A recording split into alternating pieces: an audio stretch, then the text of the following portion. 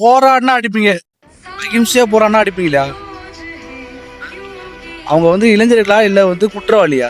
குற்றவாளியை போல அடிக்கிறீங்க. எதுக்கு போராடுறாங்க? நமக்காக தானே போராடுறாங்க. டெல்லியில் ஜந்தர் மந்தரில் நீட் தேர்வு எதிர்ப்புக்காக ஒரு போராட்டம் நடக்குது. இந்த போராட்டத்தில் தடியடி நடத்துகிறாங்க. என்ன நடக்குது? அவங்களுக்கு கோரிக்கை நிறைவேற்றுமா வேணாமான்ட்டு எதுவும் கேட்கறது கிடையாது. லட்சக்கணக்கான மக்களை அடிக்கிறாங்க. சோனம் வாங்சுக் 20 நாளாக சாப்பிடாம போராடுறாரு. ஏன்னா எதுக்கு? முதல் தப்பு என்னன்னா, கொஸ்டின் பேப்பர் லீக் ஆனது. இந்தியாவோட எஜுகேஷன் மினிஸ்டர் தர்மேந்திர பிரதான் பதவி விலகணுன்ட்டு ஒரு கோரிக்கை நடக்குது.